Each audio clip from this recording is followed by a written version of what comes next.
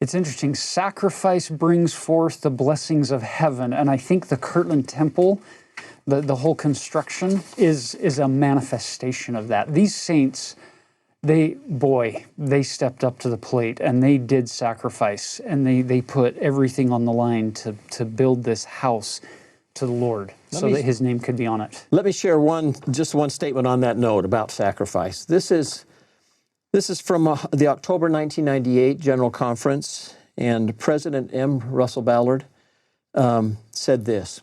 He said, "If I have a fear, it is that the principle of sacrifice that the saints so willingly evidenced in Kirtland." He said, "If I have a fear, it is that the principle of sacrifice may be slipping away from us. This principle is a law of God. We are obligated to understand it and practice it. If being a member of this church becomes too easy, testimonies will become shallow, and the roots of testimony will not go down into the soil of faith as they did for our pioneer forefathers."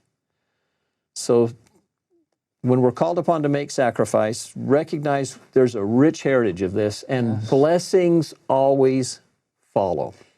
Ken, that reminds me of one of my favorite lines from the Lectures on Faith, which used to be part of the Doctrine and Covenants, where the line says, "A religion that does not require the sacrifice of all earthly things never has the power sufficient to produce the faith necessary unto life and salvation."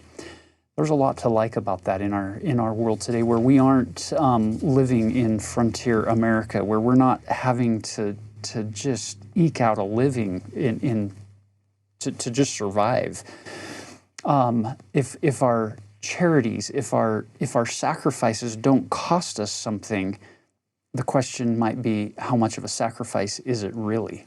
Maybe that quote that you just read is more relevant than it was when it was first given. Yeah.